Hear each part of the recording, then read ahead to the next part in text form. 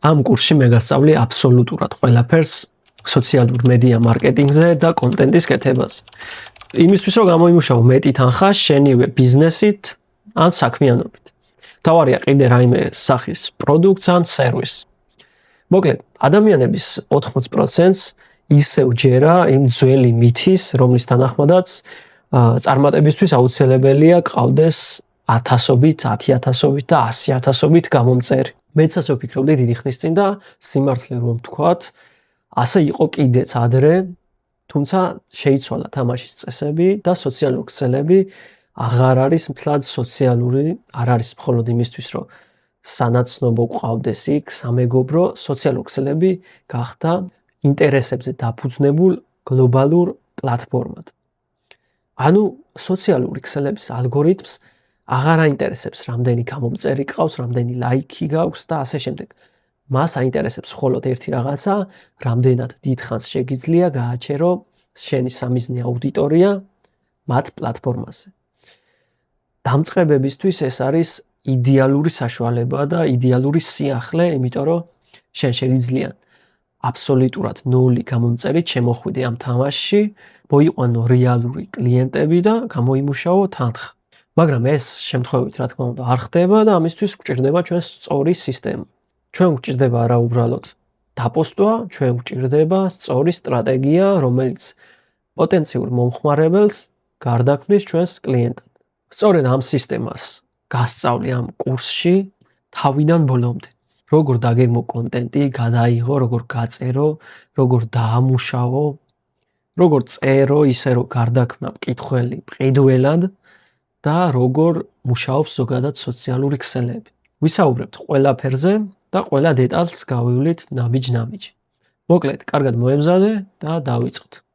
არსებობს 3 ძირითადი მიზეზი, რის გამოც ვერ იღებ საკმარის რაოდენობის გაყიდვებს. პირველი მიზეზი არის ის, რომ არ გაქვს ცნობადობა. ანუ ადამიანებმა უბრალოდ არ იციან შენ შესახებ.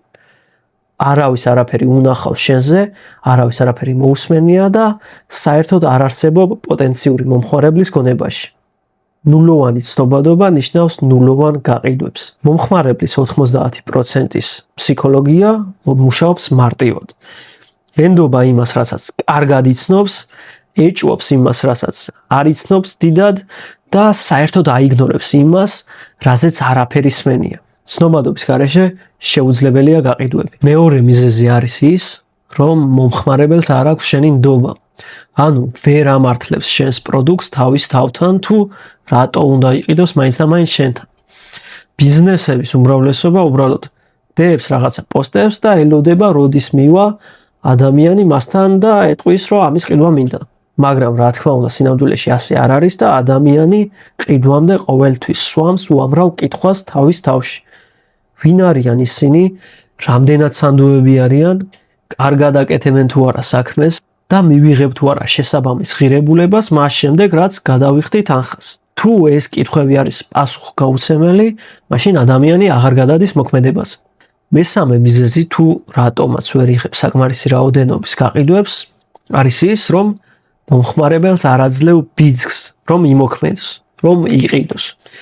ბიზნესების უმეტესობა საერთოდ არ ლაპარაკობს იმაზე, თუ რა ღირს მისი პროდუქტი, როგორ უნდა იყიდოს მომხმარებელმა ის, კონკრეტულად რა ნაბიჯები უნდა გადადგას, რა ხდება ყიდვის შემდეგ და რატომ უნდა იყიდოს ახლავე. ანუ შენ უნდა გაუყვალო მომხმარებელს გზა, რომ გადადგას ყიდვის ნაბიჯი.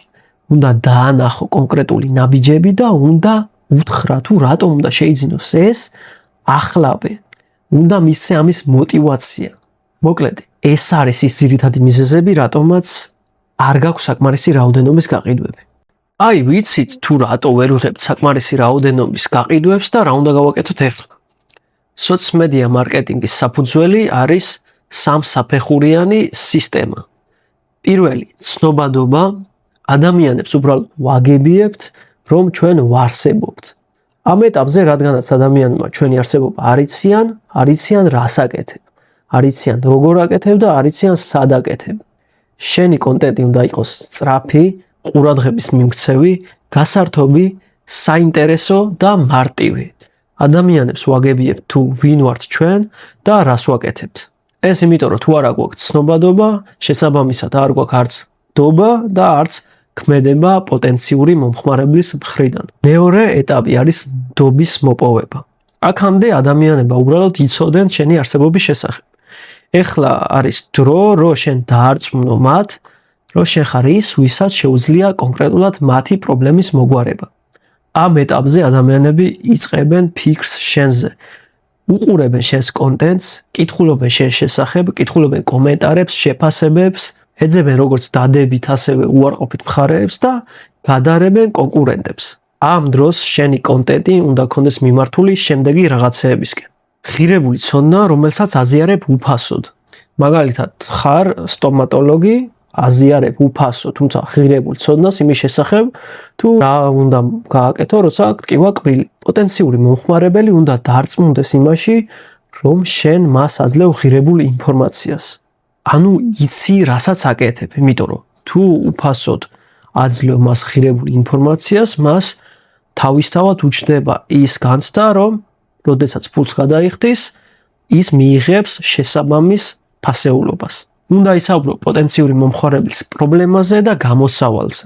იმაზე თუ რა მოხდება, როდესაც მომხმარებელი მოვა შენთან და შეიძენს შენს სერვისს.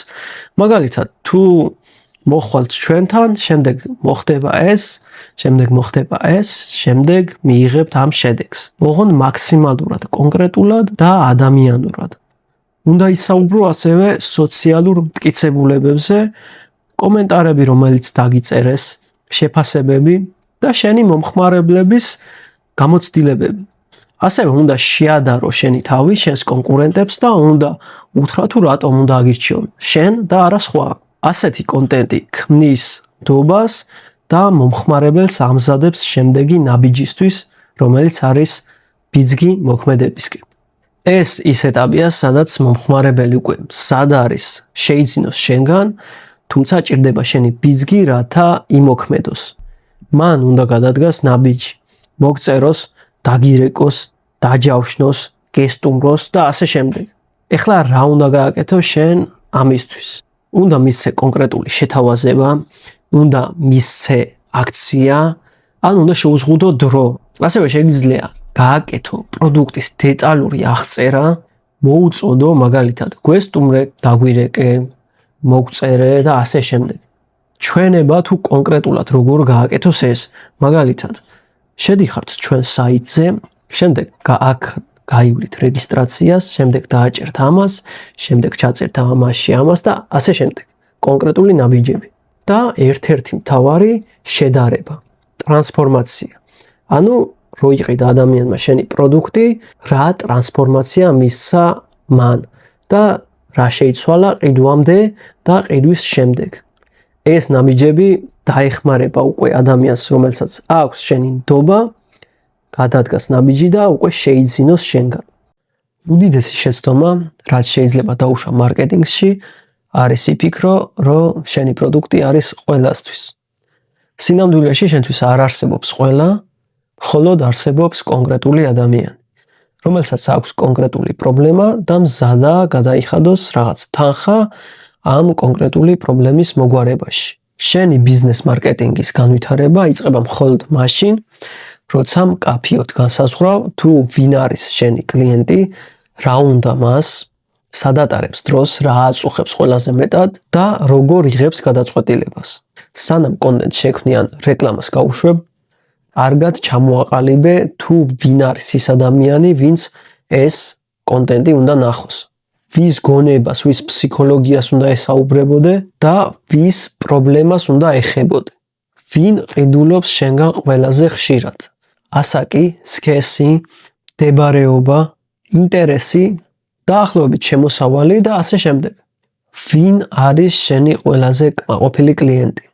ვინ გიწევს რეკომენდაციას, ვინ გიწერს დადებით კომენტარებს, ვინ გეუბნება მადლობას ხშირად, ვინ იძლევა ყველაზე დიდ შემოსავალს, ხშირი შეკვეთები, ერთგული კლიენტები, დამატებითი ჩაის ფული. ეს არის ის კრიტერიუმები, რომელიც შექმნის შენს იდეალურ კლიენტს, რომელზეც გაყიდი მარტივად, დახარჯავ მინიმალურ ენერგიას და მიიღებ მაქსიმალურ დაფასებას.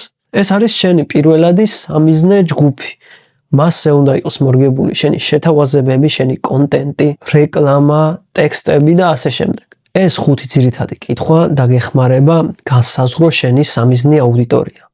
პირველი, ვინ არის შენი კლიენტი? სად ცხოვრობს? რა ასაკის არის?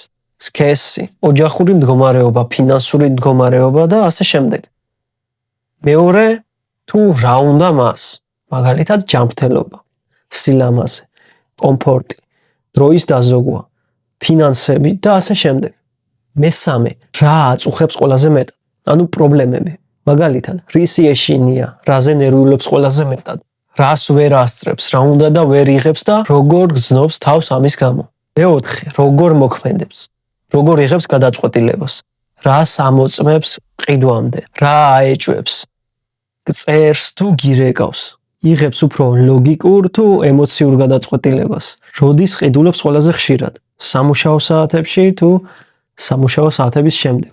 მეხუთე კითხვა, როგორ მოიხმარს სოციალურ ქსელებს, რომელ პლატფორმაზე ატარებს ყველაზე დიდ დროს, მაგალითად, Facebook-ზე, TikTok-ზე, Instagram-ზე, YouTube-ზე, რა ტიპის კონტენტს უყურებს, მაგალითად, უყურებს უფრო გასართობს, შემეცნებით საინფორმაციოს, სასწავლებელს თუ სხვას. ვინ ახდენს მასზე ყველაზე დიდ გავლენას, რა მიიქცევს მის ყურადღებას ან რისი ნახვა არ ესიამოვნებოდა ყველაზე მეტად. მოკლედ, სულ ესაა, თუ ჩვენ ამ კითხვებს გავცემთ პასუხს, ჩვენ გვყავს ჩვენი სამიზნე აუდიტორია. რაც დაგეხმარება სწორად შეარჩიო მესიჯი, სწორად შექმნა კონტენტი, სწორი შეთავაზება გაუშვა და ასე შემდეგ. ეს დაგაყენებს ბიზნესების 80%-ზე მაღლა, თუ შემდეგ ნაბიჯს ამის გათვალისწინებით გადადგა. კოპირაითინგი არის ტექსტის წერის უნარი, რომლის მიზანიცაა გადაიყვანოს ადამიანი კონკრეტულ მოქმედებაზე. მაგალითად, მოწერა, დარეკვა, წაკითხვა, ვიდეოს ყურება, დაჯავშნა, ყიდვა და ასე შემდეგ.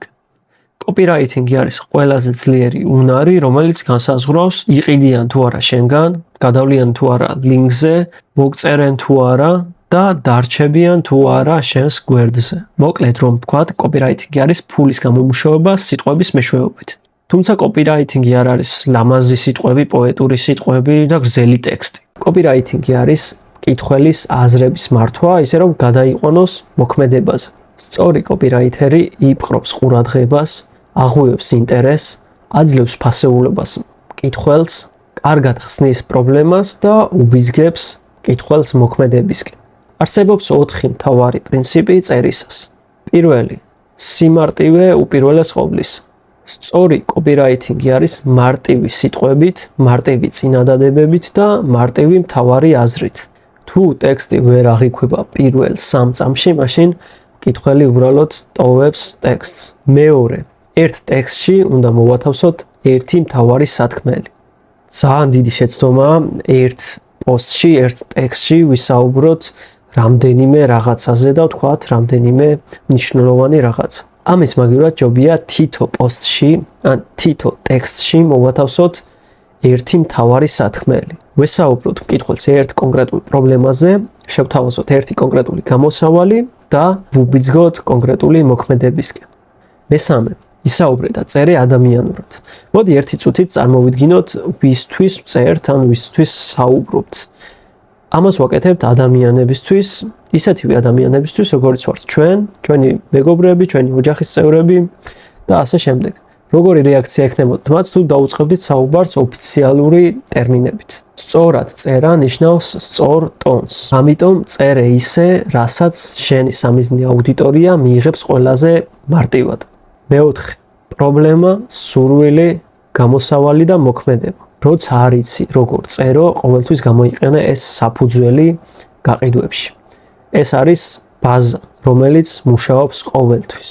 სანამ სხვა სტრუქტურებზე გადავიდოდეთ, მინდა ვთქვა ერთი რაღაც, რომ ტექსტის სათაური არის ყოველთვის პირველი. კარგად უნდა მოვიფიქროთ სათაური, იმიტომ რომ ეს 50%-ით განსაზღვრავს, წაიკითხავს თუ არა დანარჩენ ტექსტს მაყურებელი. თუ სათაური არ ვარგა, მაშინ აზრი არ აქვს რა წერია შემდეგ. რაც არ უნდა მაგარი ფასეულობა მისცე მკითხველს, არ აქვს აზრი, იმიტომ რომ სათაურის ქვემოთ არ წაიკითხავს. ამიტომ კარგად განსაზღვრე სათაური და ეცადე კარგად მიიპყრო მკითხველის ყურადღება. სათაურმა უნდა მიიპყროს ყურადღება, აღძრას ცნობის მოყვარეობა და მისცეს ადამიანს მიზეზი, რომ გააგრძელოს კითხვა. სტრუქტურა ნომერი 1. პრობლემა, ხელვარება და გამოსავალი. პირველი რა თქმა უნდა არის პრობლემა, შემდეგ არის რა მოხდება თუ არ მოაგვარებ ამ პრობლემას და შემდეგ არის თუ როგორ აგვარებ ამას. მოდი განვიხილოთ ეს სტრუქტურა რომელიმე ბიზნესის მაგალითზე. მაგალითად ავიღოთ სალონი. ყოველ თვეში გადაგდის თმის ფერი და ვარცხნილობას ვერ ინარჩუნება. თუ ამას არ მოაგვარებ, თმა უფრო და უფრო დათხელდება და ყოველი შეხება უფრო საზიანო გახდება. ჩვენ შეგიღებავთ საუკეთესო ხარისხით, რომელიც არც თმას დააზიანებს და თან ერთ თვეზე დიდხანს გაძლებს.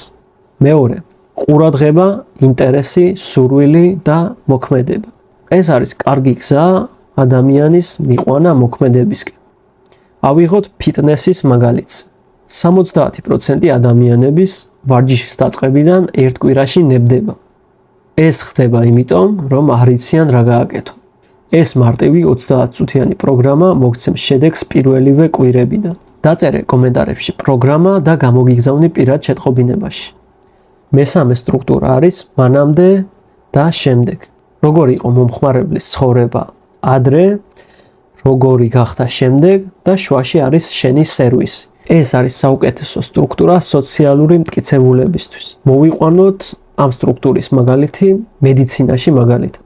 ეს ის ქალია, რომელსაც წელიწადზე მეტი ხნის განმავლობაში აწუხებდა წელის ტკივილი და ვერაფერი მოუგვარეს.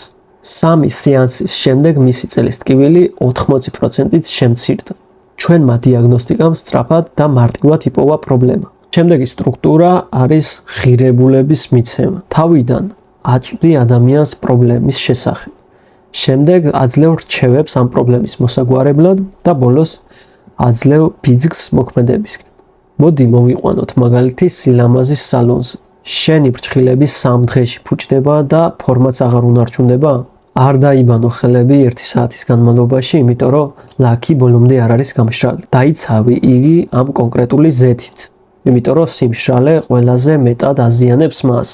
და არ გამოიყენო ძლიერი ქიმიკატები. ძლიერი სარეცხი საშუალებები თანდათან შლის ფრჩხილის სტრუქტურას. თუ გინდა 3-4 კვირა გაგიძლოს ფრჩხილებმა, მომწერე და დაგაკვალიანებ.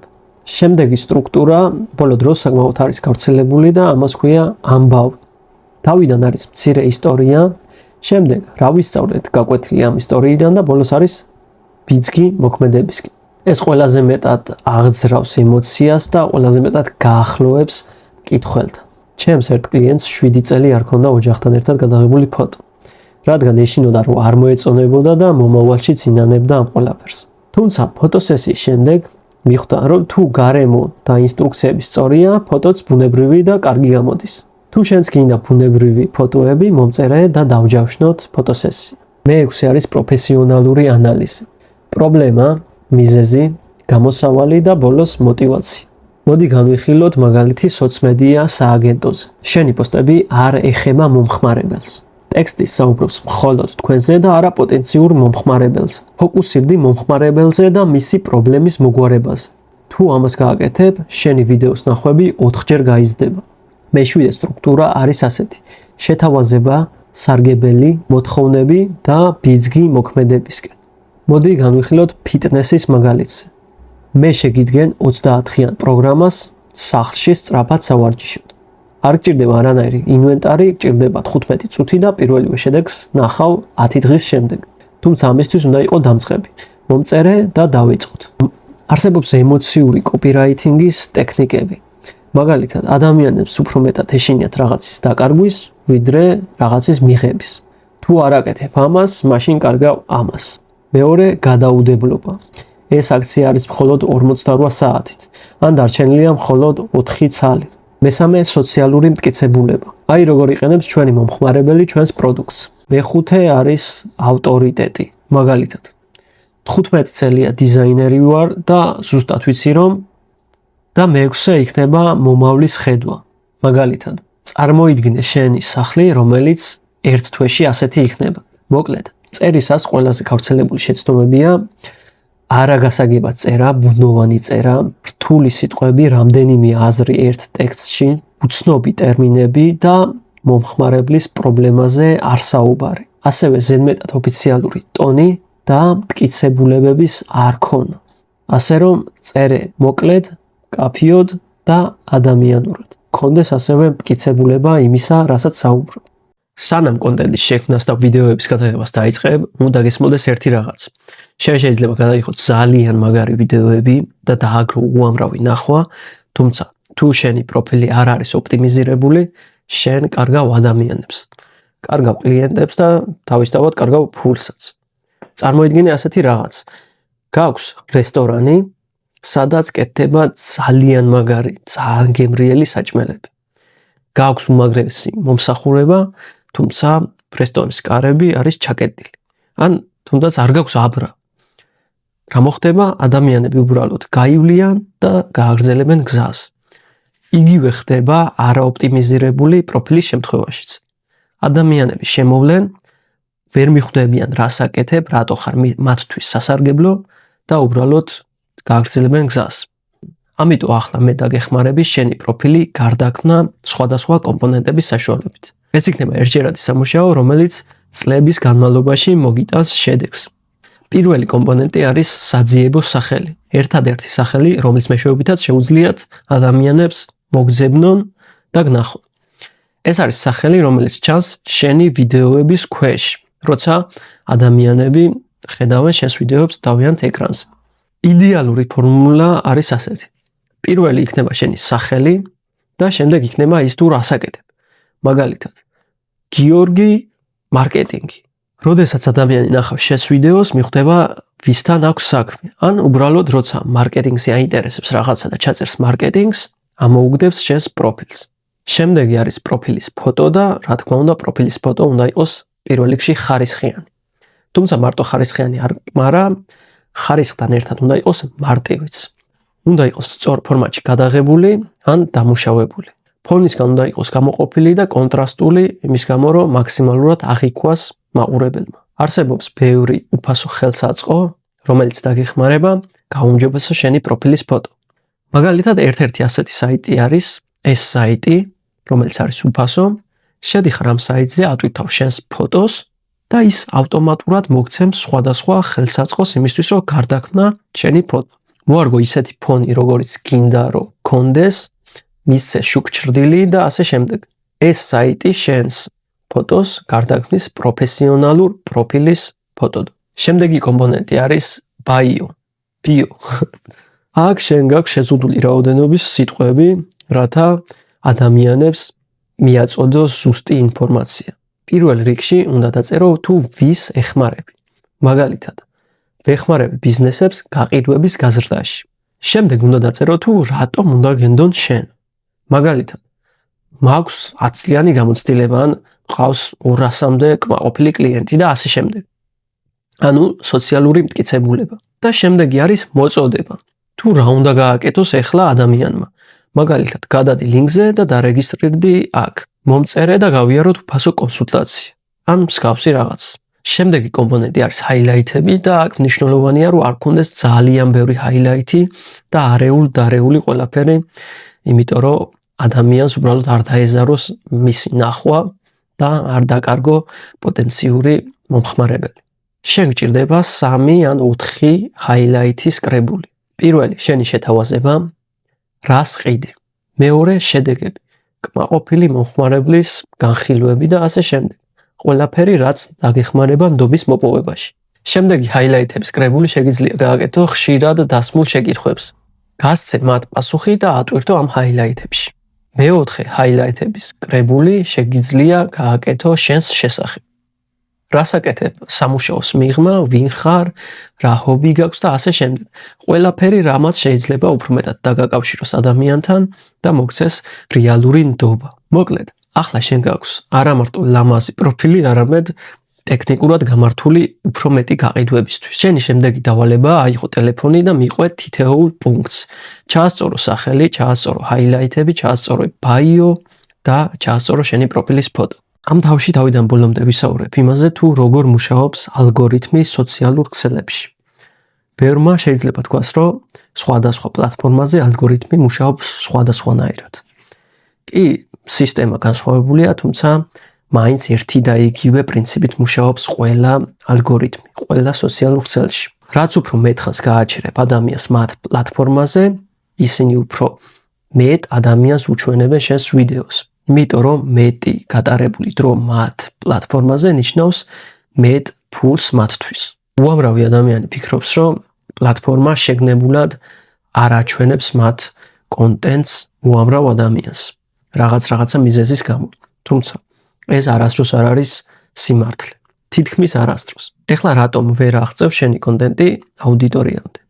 ალგორითმი შენს კონტენტს არ უჩვენებს უფრო მეტ ადამიანს, იმის გამო რომ შენი კონტენტი ვერ აჩერებს ადამიანს. ვერ აინტერესებს მას, ან ვერ აძლევს საკმარის მიზეზს, რომ ჩაერთოს ეს ადამიანი. პირველი მიზეზი ის არის, რომ პირველი 3 წამი არის უინტერესო და ადამიანი არ ჩერდება უბრალოდ შენს კონტენტს. ეს არის ყველაზე კრიტიკული მიზეზი. მეორე მიზეზი არის ის, რომ შენი კონტენტი არ ეხება სამიზნე აუდიტორიის ინტერესს ან პრობლემას. თუ შენი კონტენტი არ ეუბნება ადამიანს, რომ ეს გეხება შენ და კონკრეტულად შენს ინტერესს ან პრობლემას, მაშინ ადამიანის უფრო ნაკლებად ჩართულია შენს კონტენტზე, ალგორითმის ხედავს ამას და უჩვენებს ნაკლებ ადამიანებს შენს კონტენტს. შემდეგი მიზეზი არის ის, რომ შენი გვერდი არ არის აქტიური. არ დებს საკმარისად ხშირად და არ დებს საკმარისად საინტერესო კონტენტს.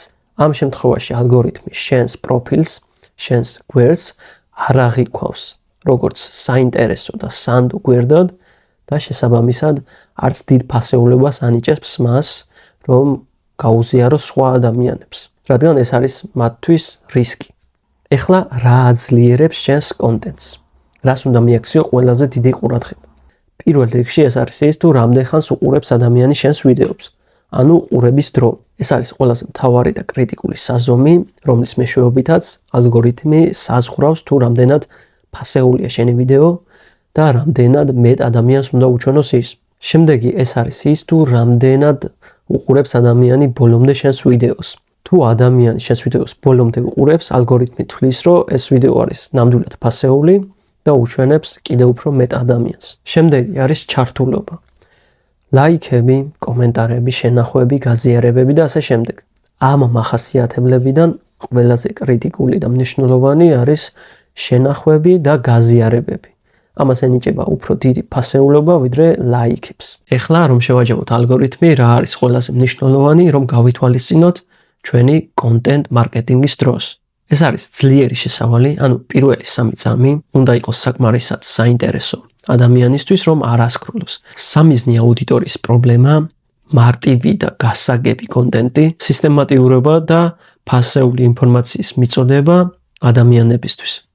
მიუხედავად იმისა, რომ დღესდღეობით ვიდეო არის ყველაზე ძლიერი ფორმა კონტენტის, ფოტოები მაინც არის ყველაზე მარტივი და აღქმადი გზა დავამყაროთ პირველი კონტაქტი ჩვენს სამიზნე აუდიტორიაზე.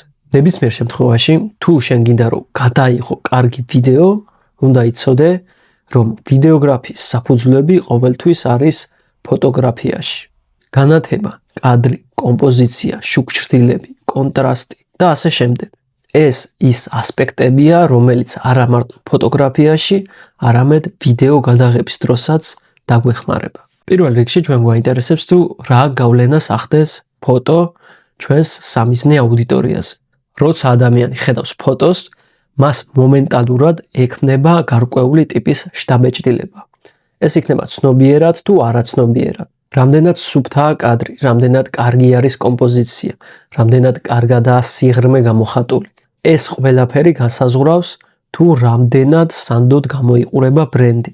ღირს თუ არა ყურადღების ან დროის დახარჯვა მასზე და რამდენად ხარისხიანია პროდუქტი. თუ ფოტო აშკარად ცუდია, ადამიანსაც თავისთავად რჩება ცუდი შთაბეჭდილება. თუ გაინტერესებს რა განსხვავებაა პროფესიონალის მიერ გადაღებულ ფოტოს და მოყვარულის გადაღებულ ფოტოს შორის, გეტყვი, რომ ეს არ არის კამერა, კადრი, კომპოზიცია, გადაღების კუთხე, შუქჩრდილები და ასე შემდეგ. ახლა გეტყვი, რა ფუნდამენტური წესები უნდა გაითვალისწინო ფოტოს ან თუნდაც ვიდეოს გადაღების დროს. პირველი, ეს არის სუფთა კადრი. კადრში უმნიშვნელო ობიექტებმაც კი შეიძლება შექმნას ქაოსი. რომელიც ფანტავს ყურადღებას და ქმნის არაპროფესიონალურ შტაბეჭდილებას. მეორე, კომპოზიცია. კომპოზიცია არის ის, თუ როგორ არის განლაგებული ობიექტები შენს კადრში. ზუსტად ერთი და იგივე რაღაცა შეგვიძლია გადავიხოთ ისე, რომ მისი ნახვა იყოს არასასიამოვნო, ან და პირიქით. ამიტომ დიდი მნიშვნელობა აქვს ის, თუ როგორია კადრი. კომპოზიციის ტექნიკებს, რომლის გამოყენებაც ასევე აუცილებელია ვიდეოს გადაღების დროს, გასწავლი შემდეგ თავში. მესამე, ეს არის სიღრმე. ნებისმიერი გამოსახულება, რომელსაც ჩვენ უყურებთ, ფოტო იქნება ეს თუ ვიდეო, სინამდვილეში არის ბრტყელი გამოსახულება. ხო და თუ გვინდა რომ მაყურებელმა აღიქვას მაქსიმალურად რეალურად, ამისათვის უნდა შევქმნათ სიღრმე ჩვენს ფოტოებში ან ვიდეოებში. პირველი რჩევა სიღრმის შესაქმნელად არის ის, რომ გამოვიყენოთ სივრცითი შრეები. გამოიყენეთ წინა, შუა და უკანა მხარეების სივრცითი შრეების შესაქმნელად. მეორე გზა სიღრმის შესაქმნელად არის გამოვიყენოთ კონტრასტი. კონტრასტული ფერები, მაგალითად წითელი ლურჯზე, ან ცივი და თბილი განათება. მესამე, თუ იღებ ოთახში ან შენობაში, გადაიღე კუთხის ფონზე. ეს ქმნის სივრცეს და სიღრმეს შენ ფოტოსა თუ ვიდეოში. მეოთხე შუქჭრდილი არის ის, რაც განასხვავებს პროფესიონალურ კადრებს მოყვარულისგან. თუ ობიექტს არ გაანათებს ზედმეტად შენს კადრში და ეცდები რომ 45 გრადუსით გვერდიდან გაანათო ის, ეს მოგცემს სიღრმეს, მოგცემს შუქჭრდილს და გახდის შენს კადრს პროფესიონალურს. სიღრმის შესაქმნელად ასევე შეგვიძლია გამოვიყენოთ უკანა ფონის ბლარი. ჩვენი ტელეფონით ამის გაკეთება შეგვიძლია cinematic mode-ის ან portrait mode-ის საშუალებით. ახლა კი გადავიდეთ კომპოზიციებზე და მის ტექნიკებზე. ჩვენი ტვინი ბუნებრივად ეძებს გეომეტრიას. ქაოსი ხლის ტვინს, ხოლო კარგი კომპოზიცია პირიქით ამშვიდებს მას. როცა ჩვენ ვიყენებთ ამ კომპოზიციის ტექნიკებს, მაყურებელი ვერ ხვდება რატომ, მაგრამ მას სიამოვნებს შენი კადრის ყურება. პირველი არის მესამედის წესი. ერთ-ერთი მარტივი გზა იმისათვის, რომ მივიღოთ კარგი კომპოზიცია, არის ის, რომ გამოვიყენოთ მესამედის წესი. კადრში გავლებულია 4 ხაზი. 2 ვერტიკალურად და 2 ჰორიზონტალურად. ჩვენ რაც გვევალება არის უმარტივესი. მოვათავსოთ მთავარი ობიექტი რომელიმე გადაკვეთაზე ან რომელიმე ხაზზე. ეს ქმნის ბალანსს და უფრო ბუნებრივ აღქმას. კომპოზიციის მეორე ტექნიკა არის წამყვანი ხაზები. ეს ტექნიკა გვეხმარება მივაპყროთ ადამიანის ყურადღება მთავარი ობიექტისკენ. წამყვან ხაზებს შეიძლება ქმნიდეს ნებისმიერი ობიექტები და საგნები. მაგალითად, მაგიდის კუთხეები, შენობები, მატარებლის რელსები, ხიდები, გზები, შენობები და ასე შემდეგ. აქ არ არსებობს შეზღუდვები. ეს ქმნის როგორც სიღრმეს, ასევე მაყურებელს ეხმარება მიაპყროს ყურადღება მთავარ ობიექტს. მესამე, ფორმები და შიდა ჩარჩო. ადამიანის გონება პირველ რიგში გამოსახულებას ხედავს როგორც ფორმას. მაგალითად, თუ ჩვენი ობიექტი არის ბურთი, ადამიანი მას ხედავს როგორც წრეს. ჩვენი კადრის კომპოზიციაში შეგვიძლია გამოვიყენოთ ნებისმიერი ფორმა. როგორც ობიექტების გასანლაგებლად, ასევე შიდა ჩარჩოს შესაქმნელად. შიდა ჩარჩო არის, როდესაც კომპოზიციაში გვაქვს 2 ჩარჩო. ერთი კამერის ჩარჩო და მეორე, რომელსაც ქმნიან რეალური ობიექტები. ეს ქმნის როგორც სივრცეს და სიღრმეს, ასევე მაყურებელს აძლევს რეალობის შეგრძნებას. მაყურებელი თითქოს სინამდვილეშია იქ და ისე აკვირდება ამ კადრს. ეს არის სამკუთხედის ფორმის კომპოზიცია. ეს არის შიდა ჩარჩო სამკუთხედის ფორმით. ეს არის წრე კომპოზიციებში და ეს არის ოთხკუთხედი კომპოზიციებში. მაღალი ხარისხის ვიდეო არ იწყება კამერით. ის იწყება სისტემით, რომელიც უზრუნველყოფს სწორად გადაღებულ კადრებს, სწორად მომზადებულ სცენარს, კარგ განათებას და რაც მთავარია, კარგ ხმას. გადაღების 50% იწყება მანამდე, სანამ უშუალოდ გადაღებას დავიწყებდეთ. თუ შენ არ გაქვს კონკრეტული სცენარი, მაშინ ვიდეოების გადაღება გაგეწელება საათობით და ვიდეოს შინაარსი გამოვა გაწელილი და გაურკვეველი. ამიტომ წინასწარ მოამზადე სცენარი და ჩათვალე, რომ საქმის ნახევარი უკვე გაკეთებული გაქვს. ზოგავ შენ ენერგიას, ზოგავ შენ დროს და ვიდეოც უფრო ეფექტური გამოდის. კრეატორების 90% ვიდეოებს იღებს ჩვეულებრივი ტელეფონით. ისეთივე ტელეფონით, როგორსაც იყენებ შენ ყოველდღიურად. ტელეფონი არის აბსოლუტურად საკმარისი ვიდეოების გადასაღებად, უბრალოდ უნდა დარწმუნდე რაღაცეებში. კამერა არის სუფთა, ფოკუსი გასწორებულია და იღებ მინიმუმ HD ხარისხში. ასევე კადრი უნდა იყოს კარგად განათებული და გადაღების დროს ტელეფონი არ უნდა მოძრაობდეს.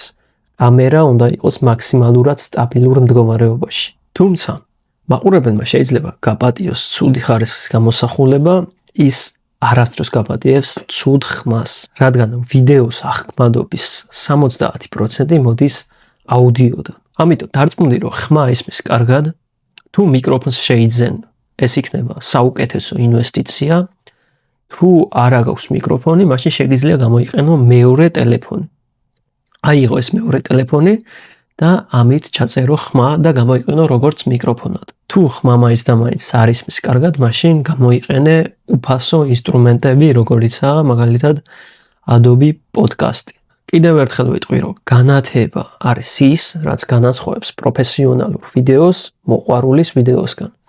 ამიტომ დარწმუნდი, რომ გაქვს კარგი განათება, მაგალითად გადაიღე ფანჯარასთან ან იქ, სადაც არის კარგი ბუნებრივი განათება. ასევე დარწმუნდი იმაში, რომ არასოდეს იღებ ვიდეოს განათების საპირისპირო მხრიდან. მაგალითად, კამერა დგას ჩემს წინ და განათება რო იყოს უკან. ეს იქნება საშინელი შესახედი და გამოსახულებას მიცემს ძალიან ცუდ ხარისხს. გამოიყენე ნებისმიერი საშუალება გასანათებლად. ნებისმიერი მოწყობილობა გამოგადგება. ვიდეოს ხარისხი მარტო იმაზე არ არის დამოკიდებული, როგორ იღებ ტექნიკურად მას. ამიტომ უნდა გავითვალისწინოთ სხვადასხვა დეტალები.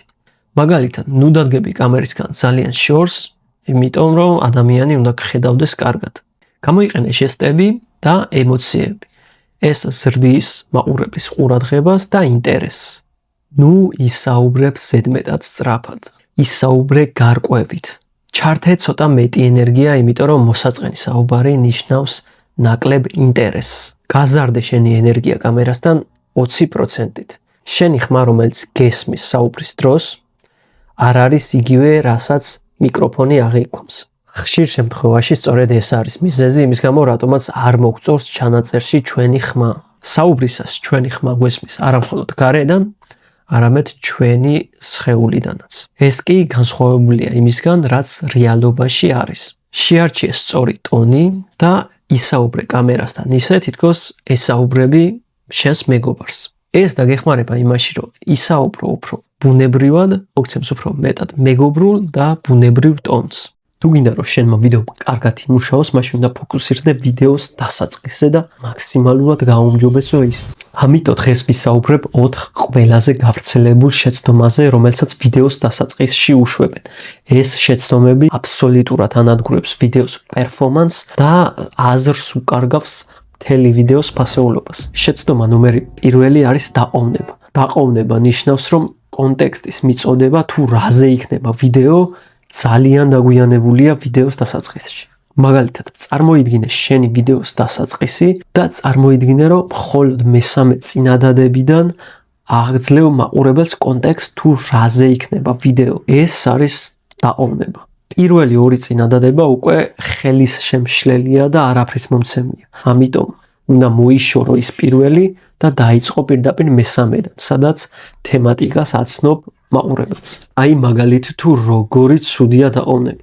ვერასოდეს დაიჯერებთ რა შემემთხვა. ეს არის ყველაზე საოცარი გამოცდილება, რაც ოდესმე მიმიღია და ალბათ ვერ დაიჯერებთ, რასაც ახლა ნახავთ. თეორიულად ასეთი შესავალი თითქოს კარგად მუშაობს, იმიტომ რომ აღძრავს ინტერესს და ფიქრობ, რომ რა მოხდება შემდეგ ვიდეოში. პრობლემა იმაშია, რომ მაყურებელი ვერ ხვდება რაზე იქნება ეს ვიდეო. ერთ-ერთი ყველაზე საოცარი გამოცდილება შეიძლება ნიშნავდეს ნებისმიერ რაღაცას. თუ მე მინდა რომ გადავწყვიტო მიღირს თუ არა ამ ვიდეოს ყურება, ცოტა არ იყოს გამიჭირდება. იმიტომ რომ არანაირი კონტექსტი არ მაქვს თუ რაზე იქნება ეს ვიდეო. ჩვეულებრივ ვიდეოს ყურებადობის გრაფა გამოიყურება ასე. კარგად ჩანს ამ გრაფაზე, როგორ იკლებს პირველივე წამებიდან მაყურებლის რაოდენობა.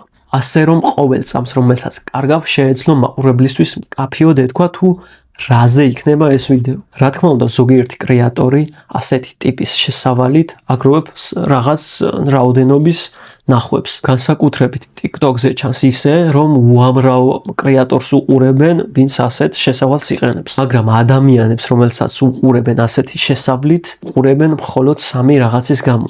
პირველი, როგორ გამოიყურება კრეატორი, მეორე, მისი ემოციურობის გამო და მესამე, ტექსტის გამო, რომელიც ვიდეოს დასაწყისშია და რომელიც აინტრიგებს ადამიანებს. მოკლედ, შეცდომა ნომერი 1 არის დაყრდნობა და ამის გამოსწორება შეგვიძლია იმით, რომ დაასწრაფო მაყურებლისთვის კონტექსტის გაცნობა და მკაფიოდ უთხრა თუ რაზე იქნება ვიდეო. გამოიყენე პირველივე წინადადება, რაც შეიძლება ცოტა სიტყვებით, რომ მალევე გააცნო ადამიანს კონტექსტი და სწრაფად მიიღოს გადაწყვეტილება. გეტყვი ახლა სწრაფი კონტექსტის მაგალითებს. 3 ჩვევა, რომელიც კბილების სიჯანსახეს შეგინარჩუნებს. თუ კბილის ტკივილი გაწუხებს, ეს 3 რაღაცა აუცილებლად უნდა იცოდე. თუ ასეთი ტიპის შესავალს იყენებ, მაყურებელი ეგრევე ხვდება, რაზე იქნება ვიდეო და შესაბამისად სწრაფადვე იღებს გადაწყვეტილებას. მეორე შეცდომა არის დამაბნევლობა.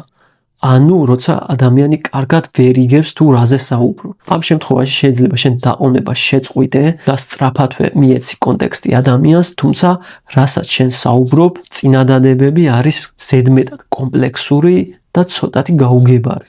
პრობლემა აქ იმაში მდგომარეობს, რომ სიტყვები, რომელსაც იყენებ, არ არის მკაფიო და ნათელი. მაყურებელს ისე ვერ აძლევ მკაფიო და ნათელ კონტექსტს თუ რაზე იქნება ვიდეო, იმის გამო, რომ შენი სიტყვების მხოლოდ ნახევარს გებულობენ. აი მაგალითი, ამ ადამიანმა შექმნა 300 მილიონიანი ონლაინ ბიზნესი. გზა, რომლითაც ამ ადამიანმა უამრავი ფული გამოიმუშავა, ყველაზე რთულად გამოსამუშავებელია თუ ამ კონკრეტულ ხელოვნურ ინტელექტს კარგად არ იცნობ. ეს წინადადება რთულად აწყობილი და ცოტა დამაბნეველია. და ეს არის კლასიკური გაუგებარი წინადადება, რომლის პრობლემაც იმაში მდგომარეობს, რომ მარტივად აღსაქმელი არ არის. მაგალითად, უკეთესი ვარიანტი ამ წინადადების იქნებოდა ასეთი. ამ ადამიანმა 30 მილიონიანი კომპანია შექმნა. მისი საიდუმლო კი ხელოვნურ ინტელექტის სწორად გამოყენებაშია. ასე ბევრად მარტივად გასაგები ადამიანისთვის ეს წინადადება, იმიტომ რომ არის მარტივად აგებული. არანაირი დამაბნევლობა. ამისათვის უბრალოდ უფრო მარტივად უნდა აწყო წინადადება. ნაკლები სიტყვებით და მეტად აღქმადი. იდეალურ შემთხვევაში უნდა იყოს მე-6 კლასის საკითხავი მასალის დონეზე. ახლა გეტყვი 2 ხრიქს ამ პრობლემის თავიდან ასაცილებლად.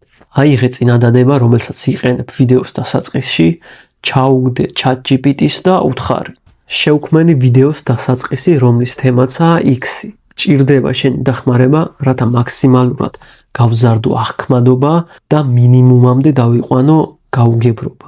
მინდა აზრი ზუსტად იგივე დარჩეს, თუმცა გამარტივდეს და დარედაქტირდეს მე-6 კლასელის საკითხავ დონეზე, რათა არანაირი გაუგებრობა არ იყოს მაყურებლისთვის. ასე ხელოვნური ინტელექტი მაქსიმალურად გაგიმარტივებს წინადადებას და დაგეხმარება გახადო უფრო აღქმადი. მეორე ვარიანტია, წაიკითხო შენი წინადადება ვიდეოს დასაწყისი, ისე რომ ჩათვალე თითქოს არ იცი რა არის ვიდეოში შემდეგი და დაუსვა შენ თავს კითხვა. არის თუ არა რაიმე შანსი მაყურებელმა გააკეთოს სხვაგვარი ინტერპრეტაცია. თუ კი, მაშინ ჩაასწორე წინადადება და გახადე მაქსიმალურად გასაგები ისე, როგორც შენ გინდა. გაანადგურე ყველა სხვა ვარიანტი. შეცდომა ნომერი 3 ვიდეოს დასაწყისში არის არარელევანტურობა, ანუ შეუსაბამობა. მოკლედ, დაუშვად, დაყოვნება შეწყვიტე, მალე მიეცი ადამიანს კონტექსტი, მოიშორე გაუგებრობა და მაყურებელმაც ზუსტად იცის რაზე იქნება ვიდეო. მესამე შეცდომა, რომელმაც შეიძლება გაგიფუჭოს ვიდეო, შეუსაბამობა, ნიშნავს იმას, რომ მაყურებელი დარწმუნებული არ არის, რომ რაც შესაბლის მერე იქნება ვიდეოში, საკმარისად ფასეულია, რომ კონკრეტულად მას დაეხმაროს პრობლემის გადაჭრაში. ამ პრობლემის მოგვარების 2 ვარიანტი არსებობს.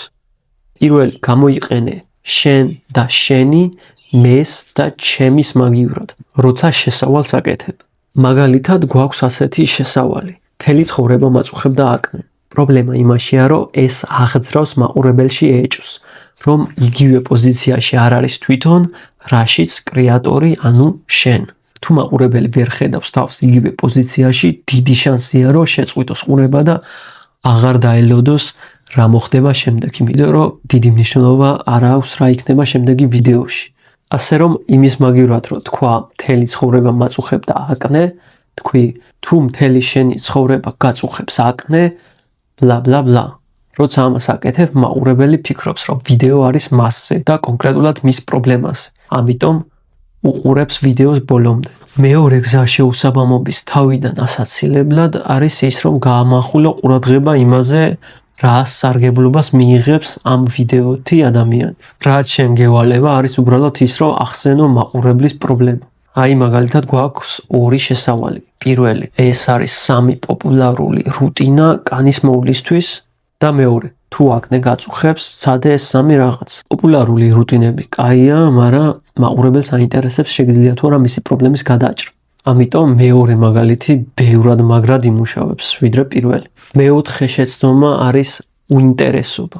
ამ შემთხვევაში შესაძლოა მაყურებლისთვის ვიდეოს თემატიკა გასაგები იყოს, არანაირი გაუგებრობა არ არსებობდეს, ასევე ეს შეიძლება მისთვისაც შესაბამისი იყოს მის პრობლემასთან, მაგრამ საკმარისად მაინც ვერ ითრევდეს ვიდეოს შესავალი მას. ეს უკვე არის დაინტერესების პრობლემა. ამ პრობლემის მოსაგვარებლად შენ ჭირდება, რომ მაყურებლის ცნობის მოყარეობით ითამაშო. ეს ნიშნავს, რომ მაყურებელი უყურებს რაღაცას, სვამს თავისი თავში კითხვას, შენ რაღაც კონტექსტს აძლევ, მერე მას ისევ რაღაც კითხვა უჩნდება, მერე ისევ კონტექსტს აძლევ და ასე შემდეგ. ამისათვის საჭიროა შენ ვიდეოს შესავალში გამოიყენო კონტრასტი და შედარება.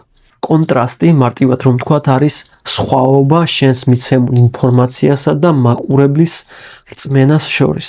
მაგალითად, თუ მე ვიტყვი როგორ დავიკლოთ 10 კილო 3 კვირაში, ეს შექმნის კონტრასტს. რადგან გავრცელებული და პოპულარული ინფორმაციით 3 კვირაში 10 კილოს დაკლება შეუძლებელია. რისიც ჩვენს სამიზნე აუდიტორიას სჯერა. ჩვენს ნათქვამსა და მის უკვე არსებულ რწმენას შორის არის დიდი განსხვავება, რასაც ქვია ზუსტად კონტრასტი.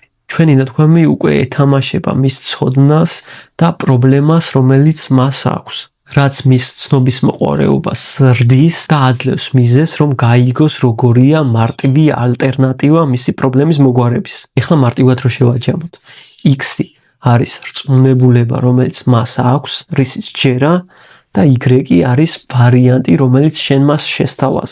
უფრო მარტივი, სწრაფი ან იაფი პრობლემის მოგვარების გზა. სწორი სიტყვების შერჩევა ამ დროს ყველაზე მნიშვნელოვანია და თავისთავად ყველაზე რთულიცაა, რადგან ყველაფერი მაინც კონტექსტზეა დამოკიდებული. მაგრამ იმას გეტყვი, რომ ორი ტიპის კონტრასტი არსებობს. პირველი, როცა შენ თვითონ აძლევ მაყურებელს X-საც და Y ვარიანტსაც, მაგალითად, სპეციალისტების უმრავლესობა წონაში კლებისთვის შენ გაძლევს მინიმუმ 9 თვიან პროგრამას. მაგრამ მე ამ პრობლემას 3-ჯერ სწრაფად მოგიგوارებ. ამ შემთხვევაში შენ თვითონ ახსენებ ვერბალურად ორივე ვარიანტს, ამიტომ შეუძლებელია ეს კონტრასტი ვერ აღიქვას მაყურებელმა. მეორე ვარიანტია, როცა შენ მარტო ალტერნატივას თავაზობ მაყურებელს და არ ახსენებ რისი ალტერნატივაა ეს, რადგან მათ უკვე იციან რა არის გავრცელებული პრობლემის მოგვარების გზა.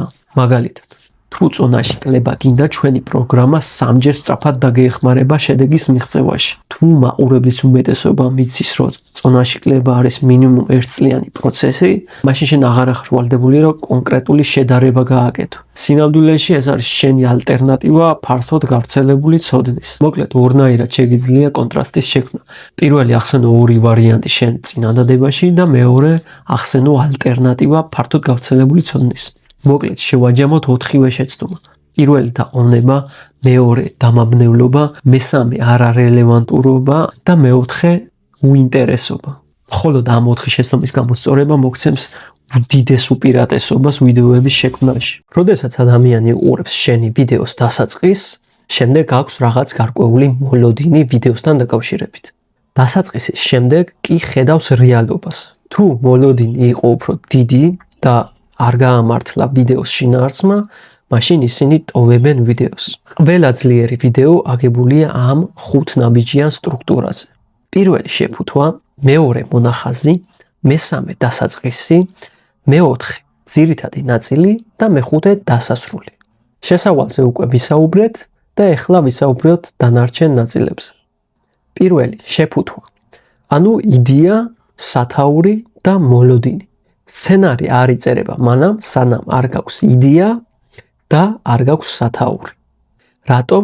იმიტომ რომ სათაური აძლევს მაყურებელს მოლოდინს და სცენარი უნდა იყოს ამ მოლოდინის გამართლება ან გადაჭარბება. მეორე ეს არის სცენარის ჩონჩხი და ძირითადი ნაწილი. ჩამოაყალიბე რა ძირითადი უნიკალური სათქმელი გაქვს, როგორია მაყურებლის შეხედულება ამაზე და რაც შეგიძლია რომ მაყურებლის მოლოდინს გადააჭარბო და უფრო მეტი მისცე მათ. შემდეგი არის სცენარის მთავარი ნაწილი. სწორედ აქ ხდება მოლოდინის გადაჭარბება და ფასეული ინფორმაციის მიწოდება. აქ უნდა გავითვალისწინოთ რამდენიმე რაღაც.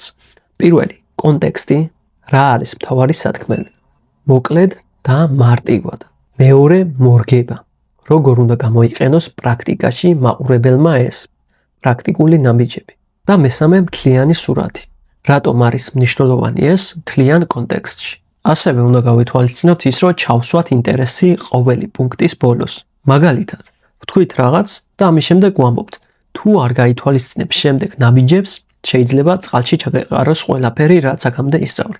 ეს ტექნიკა უზრუნველყოფს, რომ მაყურებელმა ისევ განაგზოს ყურება. და ეხლა როგორ დავასრულოთ ყველაზე ეფექტურად. დასასრულის მიზანია მაყურებელმა ჩათვალოს, რომ ინფორმაცია, რაც მიაწოდე, გადააჭარბა ყოველგვარ მოლოდინს. ასევე დაანახოს მაყურებელს ტრანსფორმაცია, ის თუ რა შეიცვალა ვიდეოს განმავლობაში. და მკაფიო ბიძგი მისცეს მაყურებელს მოწოდებისკენ. მაგალითად, თუ გინდა ეს 5 ნაბიჯიანი სტრუქტურა, მომწერე სტრუქტურა და გამოგიგზავნე პირადში. გადავიღეთ ვიდეო და ეხლა უნდა დავამონტაჟოთ ეს ვიდეო. მონტაჟი არის ის ნაწილი, სადაც ვიდეო იკრებს ენერგიას, იქნება დინამიკა, იქნება ემოცია, იჭრება ზედმეტი კადრები და იქნება ბრენდის სტილი. გადაღება გაძლევს მასალას, მონტაჟი კი გაძლევს პროდუქტს. ეხლა როგორია მონტაჟის ფსიქოლოგია? ადამიანი ვიდეოს უყურებს იმ შემთხვევაში, თუ პირველი 3 წამი არის ძლიერი, სიუჟეტი ვითარდება სწრაფად, თითოეული კადრი ემსახურება მთავარ აზრს და მისი ყურება არ არის დამღლელი. მონტაჟის პირველი მიზანია ვიდეო იყოს მარტივად საყურებელი. არანაირი ზედმეტი ხმები, ზედმეტი პაუზები, ზედმეტი კადრები და არანაირი დამაბნევლობა. ჩვენი სამუშაო სტრუქტურა არის ასეთი. პირველი, კადრების განმოტვირთვა და დაორგანიზება. ძირითადი კადრები და თანმიმდევრობით დალაგება ამ კადრების. მეორე არის შავი მონტაჟი. ამ ეტაპზე იჭრება ყველაფერი, რაც არ არის საჭირო. შემდეგ ვადებთ დამატებით კადრებს, რომელიც გვაქვს. შემდეგ ვმუშაობთ აუდიოს. ვადებთ მუსიკას, ვადებთ აუდიო ეფექტებს და ვაბალანსებთ ხმას. შემდეგ ვამუშავებთ გამოსახულებას. ანუ ფერების კორექცია და ფილტრები. და ამის შემდეგ ვაექსპორტებთ ვიდეოს. მონტაჟის დროს აუცილებლად უნდა გაითვალისწინო ის, რომ მაყურებლების 80% ვიდეოს უყურებს ხმის გარეშე ან ძალიან დაბალი ხმით. ამიტომ სუბტიტრები ნიშნავს მეტ ნახვას. ის უნდა იყოს მარტივად აღქმადი და კონტრასტული. სუბტიტრები არ არის დეკორაცია და ის ემსახურება ვიდეოს აზრს. მონტაჟი კი უნდა იყოს შეუმჩნეველი. თუ დამწყები ხარ, საუკეთესო ჭრა შენთვის არის უბრალოდ ჭრა. რაც შეეხება მუსიკას, მუსიკა უნდა იყოს ვიდეოს შინაარსთან მაქსიმალურად ახლოს. მაგალითად, თუ შენი ვიდეო არის სახალისო, უნდა დაადო ცოტა სახალისო მუსიკა. თუ სიუჟეტი არის დაძაბული მუსიკა და ასე შემდეგ. ანუ მუსიკა უნდა ემსახურებოდეს ვიდეოს შინაარსის გაძლიერებას. ასევე უნდა იცოდე ის, რომ პროფესიონალები ვიდეოში იყენებენ ხმის გაძლიერებას. მაგალითად, სიარულის ხმა ფილმებში არის გაზვიადებული. ისინი ხელოვნურად ადებენ ამ ხმას მეტი ეფექტისთვის. ბევრს გონია, რომ ხელოვნური ინტელექტის გამოყენება ნიშნავს რაღაც ხილაკზე თითის დაჭერას და ასე ვიდეოს შექმნას. თუმცა თუ ასე ფიქრობ, იმედი უნდა გაგიცრუო, იმიტომ რომ ასეთი ვიდეოები ადამიანების უმრავლესობას არ აინტერესებს. უბრალოდ არ მუშაობს სოციალურ ქსელებში. ამ დროს როცა ხელოვნური ინტელექტი აბსოლუტურად ყველგანაა, ხალხი ეძებს ნამდვილ ემოციებს, ნამდვილ კავშირს და ავთენტურობას. მაგრამ ხელოვნური ინტელექტი მაინც არის ერთ-ერთი ყველაზე გამოსადეგი ხელსაწყო, რომელიც დაგიზოგავს დროს და ენერგიას კონტენტის კეთებაში. ეხლა როგორ შეგვიძლია გამოვიყენოთ ის ჩვენს სასარგებლოდ? პირველი, იდეების გენერაციისთვის. თუ ოდესმე გიცდია, რომ სუფთა ფურცლიდან დაგეწყო რაღაცის შექმნა, დამეთანხმები, რომ ცოტა რთული პროცესია და დიდ ძალისხმევას და ნერვებსაც მოითხოვს. სწორედ ამ დროს შეგვიძლია დავიხმაროთ ხელოვნური ინტელექტი. თუმცა არასწორი მოთხოვნაა, რომ ხელოვნური ინტელექტს მიწერო დამიწერე 5 ვიდეოს იდეა.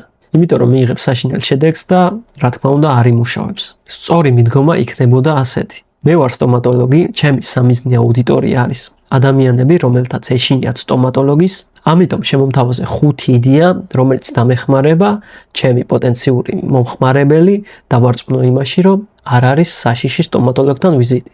ვიდეო იყოს სახალისო და ადამიანებს მისცეს ნდობა. მეორე, შეგვიძლია გამოვიყენოთ სცენარის სტრუქტურირებისას. მართალია ხელოვნური ინტელექტი ვერ დაწერს შენს ისტორიას, თუმცა შეგიძლია მიაწოდო ინფორმაცია და დაგილაგოს სწორად. მიაწოდე მას შენი ინფორმაცია, შენი იდეები, ისტორიები და უთხარი. აქციე ეს ტექსტი ვიდეო სცენარად. პირველი 3 წამი უნდა იყოს ჰუკი. ადამიანი უნდა ჩაითრიოს და დააინტერესოს. შემდეგ უნდა იყოს პრობლემა, შემდეგ უნდა იყოს გამოსავალი და ბოლოს ბიძგი მოქმედებისკენ. მესამე, რაშიც შეგვიძლია გამოვიყენოთ ხელოვნური ინტელექტი, არის ხმის დამუშავება.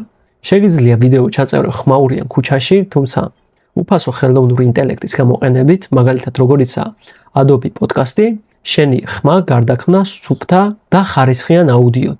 მეოთხე, რაშიც შეგვიძლია გამოვიყენოთ ხელოვნური ინტელექტი, არის სუბტიტრების დადება. როგორც უკვე თქვით, ადამიანების 80% უყურებს ვიდეოებს ხმის გარეშე ან დაბალი ხმით, ამიტომ აუცილებელია სუბტიტრების დადება ჩვენს ვიდეოებს. თუმცა ამის ხელით გაკეთება მოითხოვს უამრავ ენერგიას და უამრავ დროს. არსებობს სხვადასხვა აპლიკაცია, რომელიც ავტომატურად დაადებს სუბტიტრებს შენს ვიდეოს. იმას, რასაც სჭირდებოდა რამდენიმე საათი, ეხლა წამებში გააკეთებს ხელოვნური ინტელექტი.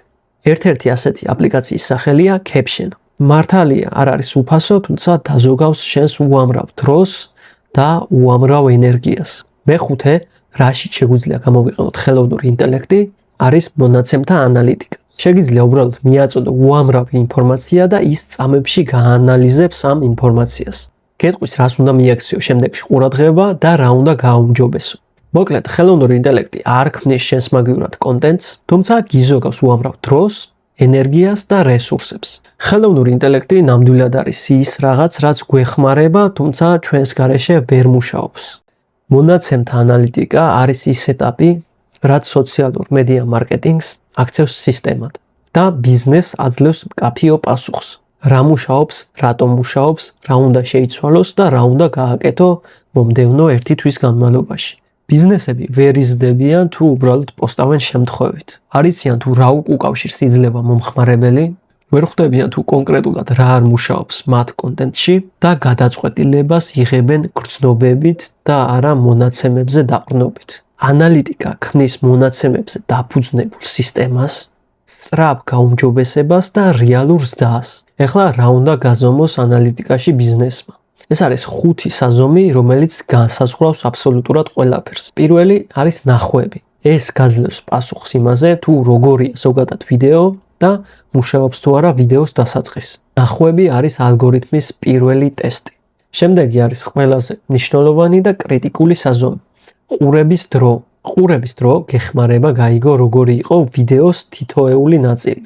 იყო თუ არა დასაწყისი საკმარისად ეფექტური და რა მომენტში ასკროლა მაყურებელმა. ანუ რომელი იყო ყველაზე სუსტი ნაწილი.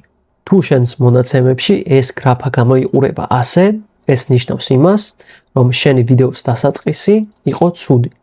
ასეთი გრაფა ნიშნავს, რომ შენი ვიდეოს დასასრული ან ბიძგი მოქმედებისკენ არის ცუდი. ეს ნიშნავს, რომ დასაწყისი კარგია, თუმცა შემდეგ მიწოდებული ინფორმაცია, ფასეულობა არ არის საკმარისად კარგი. აი ეს კი ნიშნავს, რომ ვიდეოს ჰქონდა ერთი ცუდი მომენტი. და ეს ნიშნავს, რომ მთელი ვიდეო არის ცუდი. მესამე საზომი არის ადამიანების ჩართულობა. ანუ მოწონებები, კომენტარები, შენახვები და გაზიარებები. მაგრამ აქ მთავარი საზომი არის გაზიარებები და შენახვები. გაზიარებები და შენახვები ალგორითმს აძლევს სიგნალს, რომ ვიდეო არის მაღალი ფასეულობის. მოდი გავაანალიზოთ თითოეული პუნქტი. თუ გაქვს ცოტა მოწონება, ეს იმას ნიშნავს, რომ შენი კონტენტის იდეა არც ისე კარგია. თუ გაქვს ცოტა კომენტარი, ეს იმას ნიშნავს, რომ შენ საკმარისად ვერ აღძრავ ემოციებს ადამიანებში. თუ გაქვს ცოტა გაზიარება, ეს ნიშნავს, რომ შენი კონტენტი არ არის საკმარისად რელევანტური მაყურებელთან. ხოლო თუ გაქვს ცოტა შენახვა, ეს ნიშნავს, რომ საკმარისად ღირებული ინფორმაცია ვერ მიეცი მაყურებელს.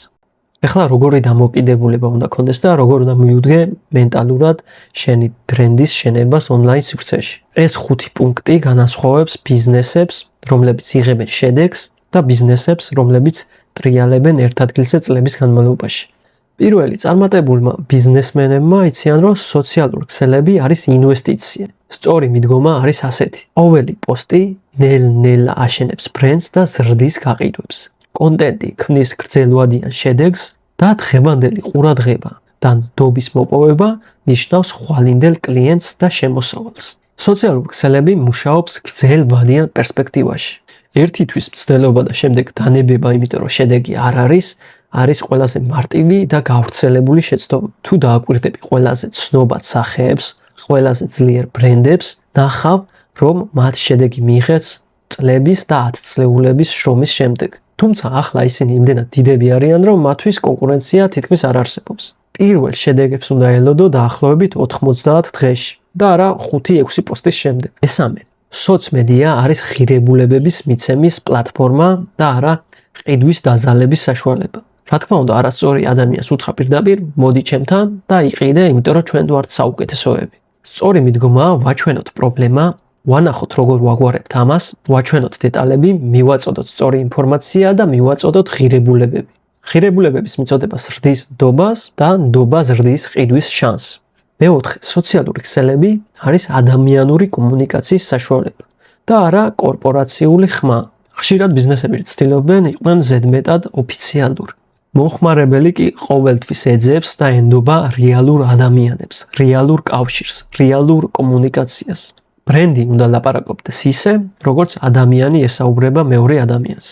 და მეხუთე, რაც უნდა გაითვალისწინო, ის არის, რომ სოციალური ქსელები მუშაობს ექსპერიმენტებით. სწორი დამოკიდებულებაა დატესტო, დააკვირდე, გაზომო მონაცემები და გააგრძელო პოსტვა იმისი, რაც მუშაობს. დიდი შეცდომაა დადო რამდენიმე ვიდეო და ჩაიქნიო ხელი, იმიტომ რომ რაღაც არ მუშაობს. სოციმედია არის მოქმედება, დაკვირვება, გაუმჯობესება და განმეორება. მოკლედ, გილოცავ თუ აქამდე მიყურე, შენ გაქვს იმაზე მეტი ცოდნა სოციალურ ქსელებზე, ვიდრე ადამიანების 95%-ს. შენ უკვე იცი, როგორ დაინახო სისტემა, იქ სადაც ხვები ხედავენ ქაოსს. იცი, როგორ ააშენო ბრენდი სოციალურ ქსელებში და გამოიყენო სხვადასხვა ინსტრუმენტი ამისთვის. მაგრამ რა თქმა უნდა, გულწრფელი რო ვიყო და სიმართლე რო ვთქვა, მარტო ცოდნა არ ნიშნავს არაფერს. სოციალურ ქსელებში წარმატებას არ აღწევენ ისინი, ვისაც აქვს ყველაზე დიდი ცოდნა და ყველაზე მაგარი კამერა. წარმატებას აღწევენ ისინი, ვინც თავიანთ ცოდნას იყენებენ პრაქტიკაში, მოქმედებენ და არიან სტაბილურები დიდი ხნის განმავლობაში. 1, 2 ან 3 ვიდეო, რომელმაც არ იმუშავა, არაფერს ნიშნავს. თავარია სისტემა, რომელსაც აშენებ ყოველდღიურად. ნუ შეგეშინდება თუ რამდენიმე ვიდეო არ იქნება ისეთი, როგორიც წარმოგიდგენია და ნუ შეგეშინდება დაბალი ნახვების. ერთადერთი შეცდომა არის გაჩერება.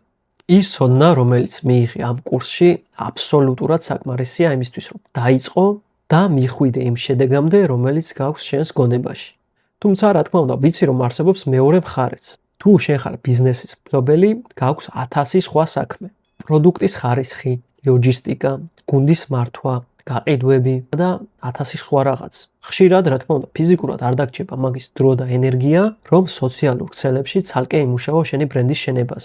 თუ შენ ფიქრობ, რომ ეს სისტემა მუშაობს, თუმცა გირჩევნია, რომ შენი დრო დაუთმო შენი ბიზნესის სხვა ასპექტებს და არა სტრატეგიების დაგეგმას, გადაღებას, მონტაჟს, ანალიტიკას და ასე შემდეგ, მე და ჩემი გუნდი აქ ვართ. მე ვეხმარები ბიზნესებს და სხვადასხვა პროფესიის წარმომადგენლებს, რომ ის ყველაფერი, რაც ახლა შენ ისწავლე ამ კურსში, ავამუშაო სწორედ მათი საქმიანობისთვის. თუ გინდა რომ შენი ბრენდი სოციალურ ქსელებში გახდეს შენი ძლიერი მხარე და არა შენი თავის ტკივილი, მაშინ მომწერე. პირველ რიგში ვისაუბროთ, განვიხილოთ შენი ბიზნესი და ვნახოთ შემიძლია თუ არა შენი დახმარება. მადლობა ნდობისთვის და მიხარია თუ ამ ვიდეოს უყურე ბოლომდე. კიდევ უფრო გამიხარდება თუ პრაქტიკაში გამოიყენებ ამ ყველაფერს და მიიღებ რეალურ შედეგს. ჩემი სოციალური ქსელები არის ამ ვიდეოს აღწერაში, ამიტომ თუ რაიმე შეკითხვა გაქვს, შეგიძლია გადმოხვიდე და მომწერო. დროებით.